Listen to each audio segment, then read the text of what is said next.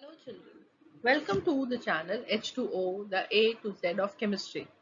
हम पढ़ रहे हैं CBSE क्लास 7 का chapter acid basis and salts और आज का टॉपिक क्या होगा डिस्कशन का। तो आज है लेक्चर नंबर 6 जहां पे हम डिस्कस करने वाले हैं यूजेस ऑफ एसिड्स। तो लेक्चर नंबर 1 से शुरू करते हुए हमने पढ़ा कि कैसे हम एसिड्स और बेसिस के बीच में इंडिकेटर्स के हेल्प से डिफरेंशिएट कर सकते हैं और फिर लेक्चर नंबर 2 पे हमने डिटेल्ड डिस्कशन शुरू की एसिड्स के बारे में। तो हमने जाना कि एसिड्स क्या होते हैं, डिफरेंट टाइप्स ऑफ एसिड्स क्या होते हैं, हम कैसे एसिड्स को डिफरेंट वेज में क्लासिफाई करते हैं, ठीक है। और उस अंडरस्टैंडिंग को आगे बढ़ाते हुए फिर हमने ये भी अंडरस्टैंड किया कि कैसे हम एसिड्स को प्रिपेयर कर सकते हैं और फिर लास्ट लेक्चर में हमने डिस्कस किया एसिड्स की प्रॉपर्टीज को। तो फाइनली आज एक लास्ट डिस्कशन करते हुए एसिड्स के बारे में हम सीखते हैं कि ये सब एसिड्स के यूजेस क्या हैं। चलिए शुरू करें फिर आज की पढ़ाई। तो मैं हूं डॉक्टर ऋतु जौहर, आपकी educator from the channel H2 and I hope कि आप ये मेरे साथ लर्निंग एंजॉय करेंगे।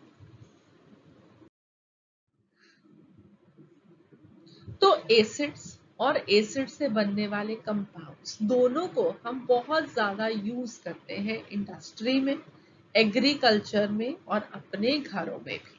तो सबसे पहले आज हम डिटेल डिस्कशन करते हैं यूजेस किसके, सल्फ्यूरिक एसिड की, जिसका फॉर्मूला है H2SO4। तो सल्फ्यूरिक एसिड एक डेंस गाढ़ा सा ऑयली सा लिक्विड है और हम इसे बोलते हैं ऑयल ऑफ विट्रियोल। क्या बोलते हैं इसे? इसे हम बोलते हैं ऑयल ऑफ विट्रियोल। कहाँ कहाँ पे सल्फ्यूरिक एसिड को हम यूज करते हैं? सबसे पहले हम इसे यूज करते हैं डिटर्जेंट्स बनाने के, कपड़े धोने वाला सर्फ के, ठीक है। फिर उसके बाद पेंट्स बनाने के, फर्टिलाइजर्स बनाने के। फर्टिलाइजर्स क्या चीज होती है? फर्टिलाइजर्स वो सब्सटेंसेस होते हैं जो कि हम अपने पौधों में डालते हैं सो दैट उनकी ग्रोथ अच्छी हो। तो फर्टिलाइजर्स बनाने के काम आते हैं, सॉल्ट्स बनाने के काम आते हैं। As a major laboratory reagent for carrying out a vast number of chemical processes। तो जो केमिस्ट्री की लैब्स होती हैं वहां पे हम इसको यूज करते हैं बहुत सारे केमिकल प्रोसेसेस के अंदर। It is used for manufacturing hydrochloric acid and alum etc। तो जहां पे हमने कैरेक्टरिस्टिक्स पढ़े थे वेरियस एसिड्स के, वहां पे हमने सीखा था कि हम सल्फ्यूरिक एसिड को यूज करके बाकी एसिड्स को बना सकते हैं, हाइड्रोक्लोरिक एसिड बना सकते हैं, नाइट्रिक एसिड भी बना सकते हैं। सो अगर आपने पिछला लेक्चर नहीं देखा तो प्लीज मेक श्योर आपने पिछला लेक्चर भी जरूर देखा हो, तभी आपको ये समझ में आएगा कि कैसे हम हाइड्रोक्लोरिक एसिड को सल्फ्यूरिक एसिड से बना सकते हैं। सिमिलरली इसको हम एलम बनाने के लिए भी यूज कर सकते हैं। तो एलम क्या होता है? ये सब्सटेंस होता है, ठीक है। फिटकरी अगर आप लोगों को मालूम हो, और फिटकरी को हम यूज करते हैं, पानी अगर गंदा हो तो उसको साफ करने के लिए यूज कर सकते हैं। अगर कहीं पे कोई कट लग जाए उसके ऊपर रब कर दें फिटकरी तो उससे ब्लीडिंग बंद हो जाती है। तो ये काफी लोगों के घरों में आपको दिख जाएगा। So you can ask your parents कि क्या आपके पास घर में फिटकरी है, ठीक है। तो ये है एलम। ऑलराइट, अब नेक्स्ट क्या है? नेक्स्ट है कि it can be used as a dehydrating agent in a number of chemical reactions. अब डिहाइड्रेटिंग एजेंट क्या होता है? Dehydrating agent is a substance that dries और removes water of a material, ठीक है। तो पानी के सब्सटेंसेस हैं उनके अंदर वाटर प्रेजेंट है, तो उसको निकालने के लिए वेल सल्फ्यूरिक एसिड यूज करते हैं। अब इसकी डिटेल्स को हम अपने सीनियर क्लासेस में सीखेंगे। Next it is used in the petroleum refining industry. तो पेट्रोलियम से डिफरेंट पेट्रोलियम के प्रोडक्ट्स बनाने, जैसे कि पेट्रोल बनाना, डीजल बनाना, एलपीजी गैस बनाना, तो ये सारे प्रोडक्ट्स पेट्रोलियम पेट्रोलियम एक बहुत ही गाढ़ा सा लिक्विड होता है जो कि हमें बहुत deep under the surface of the earth से मिलता है, ठीक है। तो पहले उस पेट्रोलियम को बाहर निकाला जाता है और फिर एक पेट्रोलियम की रिफाइनिंग इंडस्ट्रीज लेके जाया जाता है और वहां पे जाके उसमें से डिफरेंट कंपोनेंट्स को सेपरेट किया जाता है। पेट्रोल जो कि हम अपने कार्स में भरते हैं, डीजल वह भी ट्रक्स वगैरह में यूज किया जाता है, और बाकी एलपीजी गैस हम घरों में यूज करते हैं, और बहुत सारे प्रोडक्ट्स हैं जो कि हमें पेट्रोलियम से मिलते हैं। तो पेट्रोलियम रिफाइनिंग इंडस्ट्री में भी सल्फ्यूरिक एसिड का यूज होता है। In the vehicle batteries, the lead storage batteries and fire extinguishers also हम सल्फ्यूरिक एसिड को यूज करते हैं। तो फायर एक्सटिंग्विशर जो आग बुझाने के काम आते हैं, और लेड स्टोरेज बैटरीज इस तरीके की बैटरीज जो कि आपके व्हीकल्स में होती है, कार्स में होती है, तो वेल ये वाली बैटरीज में भी सल्फ्यूरिक एसिड को यूज किया जाता है। तो अभी तक हमने क्या पढ़ा कि सल्फ्यूरिक एसिड को हम डिटर्जेंट, पेस्ट, फर्टिलाइजर्स, सॉल्ट्स बनाने के काम लेके आते हैं, केमिस्ट्री की लैब्स में यूज करते हैं। Hydrochloric acid, nitric acid alum बनाने के काम लेके आते हैं। डिहाइड्रेटिंग एजेंट सब्सटेंसेस में से पानी को ड्राई करने के लिए यूज करते हैं। पेट्रोलियम रिफाइनिंग इंडस्ट्री में यूज करते हैं। लेड स्टोरेज बैटरीज में यूज करते हैं। फायर एक्सटिंग्विशर्स में यूज करते हैं। अब अगर हम पेपर पे सल्फ्यूरिक एसिड को पोर कर दें, तो वेल वो जो पेपर होता है ना, वो ब्लैक कलर का हो जाता है, क्योंकि कंसंट्रेटेड सल्फ्यूरिक एसिड, मैंने अभी आपको बताया कि वो डिहाइड्रेटिंग एजेंट की तरह एक्ट करता है। तो अब यहाँ पे देख सकते हो कि ये पेपर था, उसके ऊपर हमने इस ड्रॉपर की हेल्प से क्या किया, सल्फ्यूरिक एसिड डाला, तो वो हिस्सा जहाँ पे हम सल्फ्यूरिक एसिड को डालते हैं वो ब्लैक कलर का हो जाता है। ऐसा क्यों होता है? क्यों इसलिए होता है क्योंकि सल्फ्यूरिक एसिड पेपर के साथ रिएक्ट करता है और उसके वाटर कंटेंट को रिमूव कर देता है, टर्निंग इट ब्लैक। ठीक है, तो ये एक डिहाइड्रेटिंग एजेंट का आप अच्छे से यहाँ पे एग्जाम्पल भी देख सकते हैं कि कैसे सल्फ्यूरिक एसिड एक डिहाइड्रेटिंग एजेंट की तरह एक्ट कर रहा है। एक और इम्पॉर्टेंट चीज आपको बताती हूँ। आप लोगों ने अक्सर देखा होगा कि हमारे जो पुरानी किताबें होती है ना, उनके जो पेजेस होते हैं वो येलो कलर के हो जाते हैं। दिखाऊं कैसे? ये वाला देखो कि ये वाला जो मैगजीन है ये थोड़ा नया वाला है, और जैसे जैसे ये बहुत पुराने वाला कोई मैगजीन पड़ा था, उसके जो पेपर थे वो येलो कलर के हो गए। ठीक है, कई केसेस में ये एंड पे आप देखो थोड़ा थोड़ा ब्राउन भी हो रहे हैं। तो वेल ये क्यों होता है ऐसे? वो इसलिए होता है क्योंकि पेपर के अंदर थोड़ा सा, बहुत ही थोड़ा अमाउंट एसिड का प्रेजेंट होता है, और वो धीरे धीरे जो पेपर के सेलुलोज फाइबर्स होते हैं उसको ब्रेक डाउन करते हैं। ठीक है, तो उसको वो तोड़ता है, उसकी वजह से पेपर का जो कलर होता है वो व्हाइट से येलो कलर में चेंज होना शुरू हो जाता है। अगर सनलाइट हो तो सनलाइट की प्रेजेंस में प्रमोट का मतलब है कि वो बढ़ जाता है। ठीक है, तो सनलाइट की प्रेजेंस में ये जो येलोइंग ऑफ द पेपर है वो बढ़ जाती है। जो ब्रेकेज है सेलुलोस ऑफ द पेपर, वो जल्दी होना शुरू हो जाता है और पेपर ब्राउन कलर में चेंज हो जाता है और ब्रिटल भी हो जाता है। कई बार अगर आप पुरानी किताबें उठाओ, बहुत पुरानी पड़ी हुई हैं, आप उसके पेपर को हाथ भी लगाओगे ना तो वो पेपर भी क्रश हो जाएगा। ठीक है, वो टूट जाएगा, वो ब्रिटल हो जाता है, पेपर ब्राउन हो जाता है, पेपर उससे पहले थोड़ा येलो कलर का हो जाता है। तो ये सब क्यों हो रहा है? वो इसलिए हो रहा है क्योंकि पेपर में कुछ अमाउंट ऑफ एसिड प्रेजेंट होता है, जो कि cellulose fibres in the paper को तोड़ देंगे। ठीक है,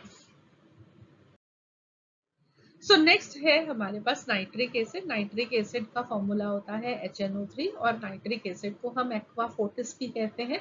एक्वा जब भी वर्ड यूज करें प्लीज रिमेंबर ये हमेशा वाटर के लिए यूज करते हैं। ठीक है, तो जहां पे भी वर्ड एक्वा आया दैट मीन्स वाटर। सब एक्वा फोर्टिस का मीनिंग क्या है? This is strong water. Why it is called as strong water? Because this is one of the most important mineral acid which reacts with almost all metals. ठीक है, सो इसके uses क्या है? सबसे पहला यूज है, इसको भी हम फर्टिलाइजर्स बनाने के लिए यूज करते हैं, जैसे कि अमोनियम नाइट्रेट बनाना है, कैल्शियम अमोनियम नाइट्रेट बनाना है, तो इसके लिए हम नाइट्रिक एसिड को यूज करते हैं।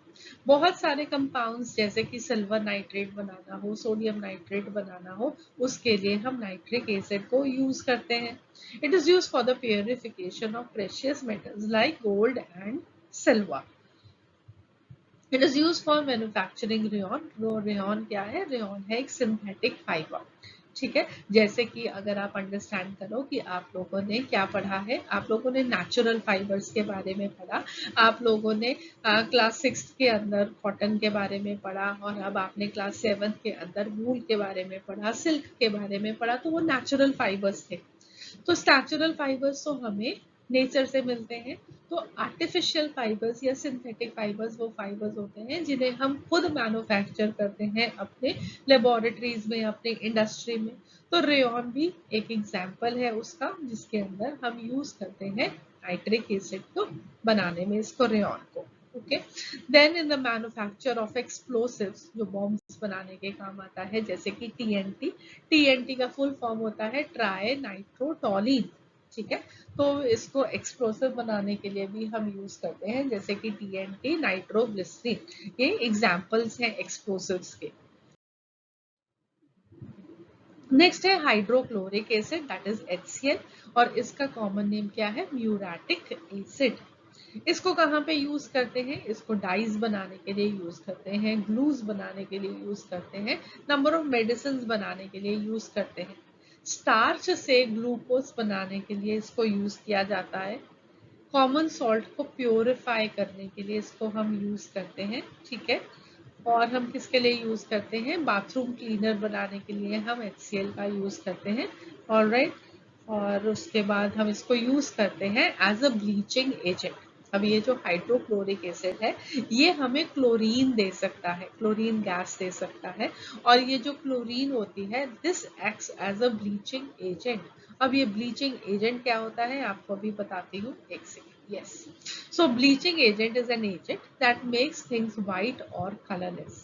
तो अगर हमारे पास फॉर एग्जाम्पल कोई कपड़ा है, उसको हमने व्हाइट कलर में चेंज करना है, ठीक है, उसका कलर को रिमूव करना है, तो हम वहां पे क्या कर सकते हैं, ब्लीचिंग एजेंट को यूज कर सकते हैं। और हाइड्रोक्लोरिक एसिड से मिलता है हमें chlorine, and chlorine is a very good bleaching agent, जो कि कलर्ड सब्सटेंसेस को कलरलेस में या वाइट कलर में चेंज कर सकता है। ठीक है, फिर उसके बाद आता है एक बहुत इंपॉर्टेंट यूज HCl का। हमारा अपना स्टमक, उसके सेल्स हाइड्रोक्लोरिक एसिड को रिलीज करते हैं, जो कि खाने की डाइजेशन में हेल्प करते हैं। बट एक इम्पॉर्टेंट चीज क्या होती है याद रखने वाले, कि अगर ये HCl हमारे स्टमक में ज्यादा रिलीज हो जाए, तो उससे एसिडिटी होती है, इनडाइजेशन होती है, हम कहते हैं कि पेट में बहुत जलन हो रही है। ठीक है, तो फिर उस केस के अंदर हमेशा याद रखना कि आपके स्टमक में ज्यादा HCl रिलीज हो रहा है। और इसको कैसे ट्रीट किया जा सकता है, ये मैं आपको बताऊंगी जब हम बेसिस के बारे में पढ़ेंगे। ठीक है, नेक्स्ट एक और इम्पॉर्टेंट चीज याद रखना, it is called as aqua regia. अब ये एक्वारिजिया क्या होता है, it is a mixture of concentrated HNO3 and concentrated HCl in the ratio of 1:3।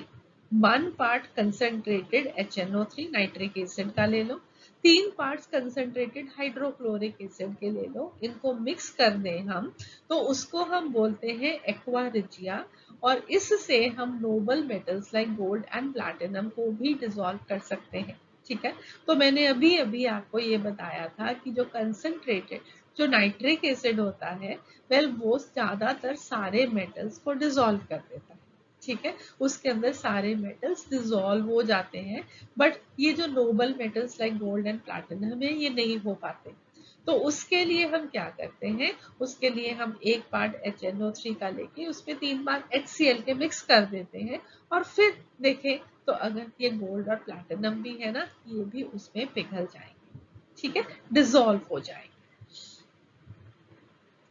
Next है एसिटिक एसिड। तो acetic acid, this is used to make vinegar and a number of preservatives. Then citric acid, this is used in the soft drinks. Tartaric acid is used in the manufacture of baking powder, and it is used as a preservative. Then we have carbonic acid, which is used in carbonated drinks. It is used in fizzy soft drinks and the soda water. ठीक है, तो ये जो हमने एफरविसेंस सीख रहे थे, तब भी हम बात कर रहे थे कि एफरविसेंस किससे आता है, जब गैसेस कोई बाहर निकलती हैं।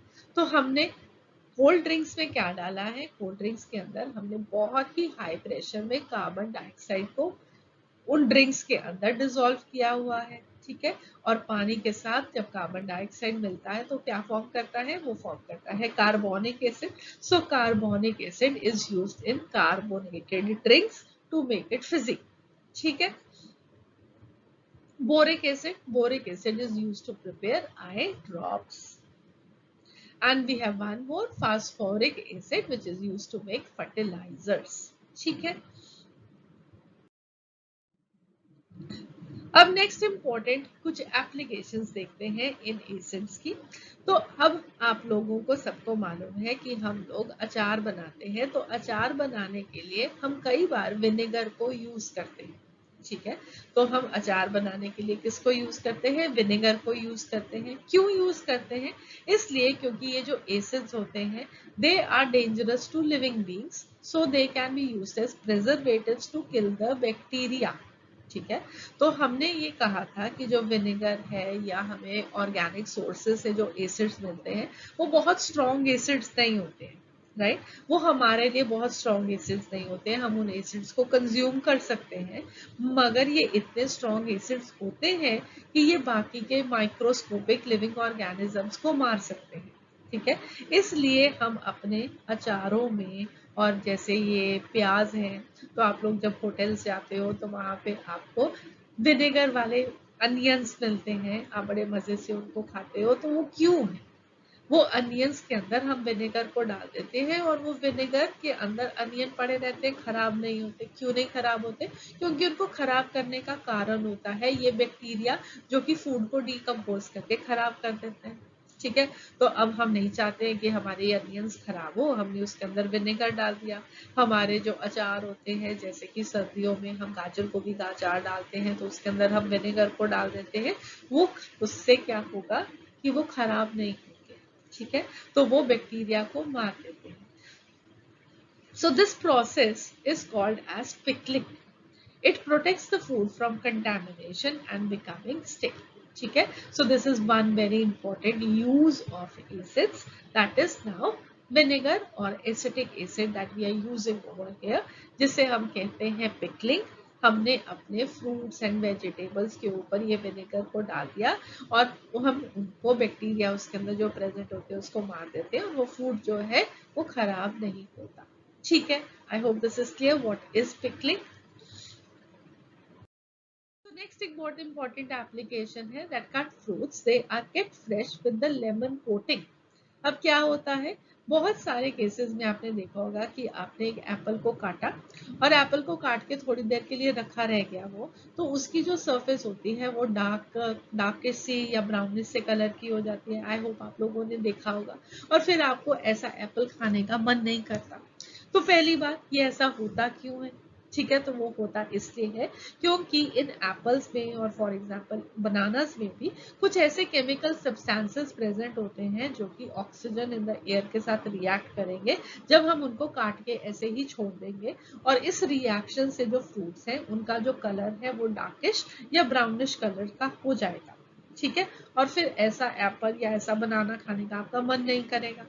अब अगर आपकी मम्मा को आपको टिफिन में डाल के एप्पल देना है या बनाना देना है तो वो क्या करें, दिल वो क्या करते हैं, वो उसके ऊपर थोड़ा सा नींबू डाल के उसको मिक्स कर देते हैं, ठीक है। तो उसकी सरफेस के ऊपर, ये जो कट फ्रूट की सरफेस है उसके ऊपर क्या कोट हो जाएगा, लेमन कोट हो जाएगा। लेमन के अंदर क्या प्रेजेंट होता है, सिट्रिक एसिड प्रेजेंट होता है, और सिट्रिक एसिड की प्रेजेंस में ये जो एयर के साथ इसकी सरफेस का रिएक्शन होना था ना, वो अब स्लो डाउन हो जाएगा and the cut fruit is going to remain fresh for a longer time, ठीक है। तो अगर आपको कभी फ्रूट को काट के लेके जाना हो, जैसे कि एप्पल बनानास को काट के लेके जाना हो, तो उस पर थोड़ा सा नींबू डाल दो तो वो ज्यादा देर के लिए फ्रेश रह जाएगा और आप उसको खा सकेंगे, ठीक है। That would be all for this lecture. I hope आप लोगों ने ये लेक्चर एंजॉय किया, और अगले लेक्चर में हम फिर से मिलेंगे और बहुत ढेर सारी बातें फिर से करेंगे। अभी तक के लिए अगर आपको ये लेक्चर अच्छा लगा तो please do subscribe to the channel, click on the like link and do share it with your friends. जानना चाहते हो अगले लेक्चर में हम क्या पढ़ेंगे, तो अगले लेक्चर में हम डिस्कशन शुरू करेंगे basis पे. We will be learning what are bases in the next lecture. So please be with me for the next lecture. See you again. Have a nice day. God bless you.